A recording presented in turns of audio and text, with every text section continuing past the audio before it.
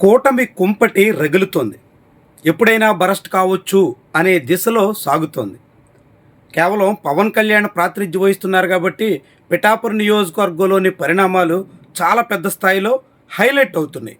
కానీ ఏకకాలంలో పిఠాపురంతో పాటుగా అనేక నియోజకవర్గాల వ్యాప్తంగా కూటమి పక్షాల మధ్య విభేదాలు రచ్చ రాజేస్తున్నాయి. పిఠాపురంలో జనసేన పార్టీ కార్యక్రమం మీద తెలుగుదేశం పార్టీ అభ్యంతరం పెట్టింది. చంద్రబాబు బొమ్మ ముద్రించలేదు అంటూ ఎస్విఎస్ఎన్ వర్మ అభ్యంతరం పెట్టడం వివాదానికి కారణంగా పైకి కనిపిస్తోంది.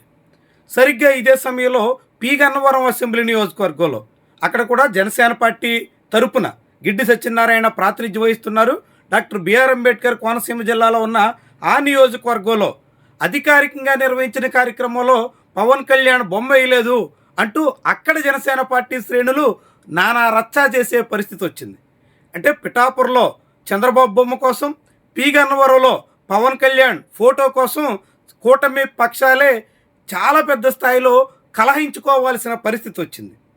ఆ రెండు నియోజకవర్గాల్లోనే కాదు, పాలకొండ అసెంబ్లీ నియోజకవర్గంలో అక్కడ కూడా జనసేన పార్టీ ప్రాతినిధ్యం వహిస్తుంది.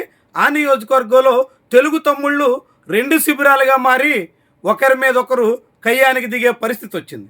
చంద్రబాబు బర్త్డే సందర్భంగా అక్కడ అన్నా క్యాంటీన్ ప్రారంభోత్సవంలో కలహాలకు దిగాల్సిన పరిస్థితి వచ్చేసింది. ఇది కేవలం పాలకొండకే పరిమితం కాలేదు. దానికి ముందు రైల్వే కోడూరులో తెలుగుదేశం పార్టీ ఆవిర్భావ దినోత్సవం సందర్భంగా ఈ వర్గపోరు వీధికెక్కింది. చాలా పెద్ద రాద్ధాంతంగా మారింది. ఇలా కేవలం అక్కడ ఇక్కడ ఒకటో నియోజకవర్గంలోనే కాదు, రాష్ట్ర వ్యాప్తంగా అనేక చోట్ల ఇదే పరిస్థితి ప్రస్ఫుటంగా మనం చూడాల్సి ఉంటుంది. అనంతపురం అర్బన్ నియోజకవర్గం నుంచి కావలి కాన్స్టిట్యున్సీ వరకు ఇప్పటికే అనేక రకాలుగా వివాదం సాగుతోంది. ఉదయగిరి అసెంబ్లీ నియోజకవర్గం నుంచి తిరువూరు తగాదాల వరకు అదొక చల్లారని మంటగా కొనసాగుతోంది. ఇలా రాష్ట్ర వ్యాప్తంగా సుమారుగా 50కి పైగా నియోజకవర్గాల్లో కూటమి పక్షాలు, అందులోనూ తెలుగుదేశం పార్టీలోనే విభేదాలు చాలా పెద్ద స్థాయిలో బయటపడుతున్నాయి. ఇలా విభేదాలు పెద్ద స్థాయిలో వర్గపోరు రాజుకుని మంటలు చెలరేగుతున్నప్పటికీ పట్టించుకోవలసిన అధినేతలు మాత్రం తమకేమీ పట్టనట్టుగా సాగుతున్నారు. చివరికి ఉండి అసెంబ్లీ నియోజకవర్గంలో రఘురామకృష్ణరాజు ప్రాతినిధ్యం వహిస్తున్న చోట తెలుగుదేశం పార్టీ నాయకుడే దీక్షలకు దిగినా, రాత్రిపూట ఆయన దీక్షా శిబిరాన్ని బుల్డోజర్తో లేపేసినా పట్టించుకున్న నాయకుడే కనిపించలేదు. తమను కాపాడండి, ప్రాణ హాని ఉంది అంటూ నేరుగా అసెంబ్లీ ముందే ధర్నాకు దిగినా ఆదుకున్న నాయకుడే కానరావడం లేదు. ప్రస్తుతం పవన్ కళ్యాణ్ ఆరోగ్య సమస్యల పేరుతో హైదరాబాద్లో మకాం వేస్తే చంద్రబాబు నాయుడు తమిళనాడు ఎన్నికల్లో ఎన్డీఏని గెలిపించడమే తన బాధ్యత అంటూ చెన్నై చుట్టూ చక్కెర్లు కొడుతున్నారు. ఇలా అధినేతలు ఎవరికి వాళ్లే తమ పనిలో తాముంటే క్షేత్రస్థాయిలో అన్ని పార్టీల శ్రేణులు చాలా పెద్ద స్థాయిలో విభేదాలు, వివాదాలు రాజుకోవడానికి కారణంగా మారుతున్నాయి. ఒకవైపు ఎండల తీవ్రతతో పాటు రెండో వైపు కూటమిలో ఉక్కపోత కూడా వేగంగా పెంచే దిశలో సాగుతున్నారు. ఇలాంటి పరిస్థితుల్లో కనీసంగా పార్టీల మధ్య సఖ్యత పెంచడం, సమన్వయం కుదుర్చడం, పార్టీ నేతలు శ్రేణుల మధ్య ఐక్యత పెంపొందించే ప్రయత్నం చేయడం ఏ కోసాన సాగుతున్న ఆనవాళ్లు లేవు. అధినేతలంతా కలిసి సాగితే, అధినేతలంతా ఉమ్మడిగా నిర్ణయాలు తీసుకుంటే సరిపోతుంది అనే భ్రమల్లో ఉన్నట్టు కనిపిస్తోంది. ఇటీవల తెలుగుదేశం పార్టీ శ్రేణుల్లో పెరుగుతున్నటువంటి అసంతృప్తి ఆ పార్టీ అధిష్టానాన్ని కూడా తాకింది. నారా లోకేష్ లాంటి వాళ్ళు కూడా ఆ విషయాన్ని ప్రస్తావించక తప్పని పరిస్థితి వచ్చింది. టీడీపీ కేడర్లో చాలామంది అలకబూనుతున్నారు అంటూ ఆయన కరోనా కన్నా పెద్ద రోగం ఇది అని పార్టీ శ్రేణుల్నే తప్పుపట్టేదానికి దారితీసింది.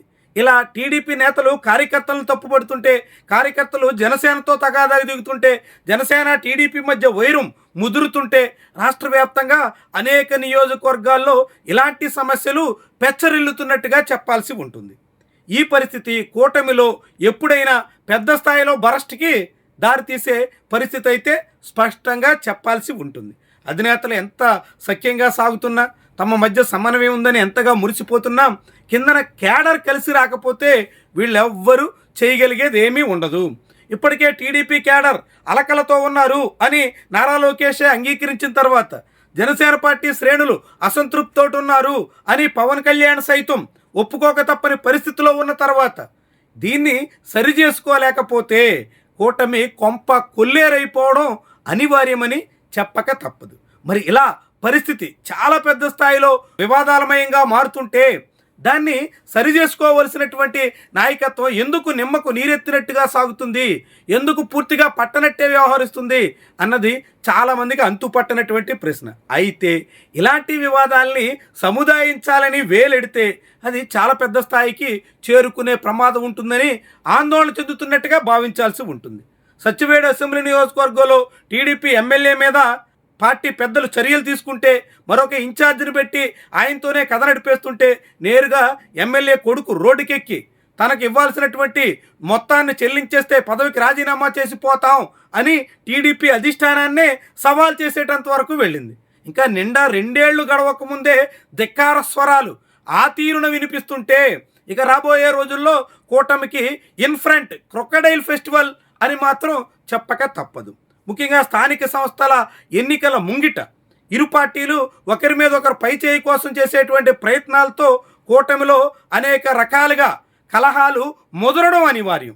ఇలా ముదిరే కొద్దీ కూటమి ఐక్యత సన్నగిల్లే కొద్దీ అది అంతిమంగా విపక్షానికి మేలు చేసే వ్యవహారమని చెప్పక తప్పదు. మరి ఇలాంటి పరిస్థితుల్లో టీడీపీ అధినేత ఏం చేయలేక జనసేన పార్టీ అధినేతకు ఇదేమీ పట్టక మొత్తంగా కూటమి కలహాల కాపురంగా ప్రస్తుతానికి సాగుతుంది.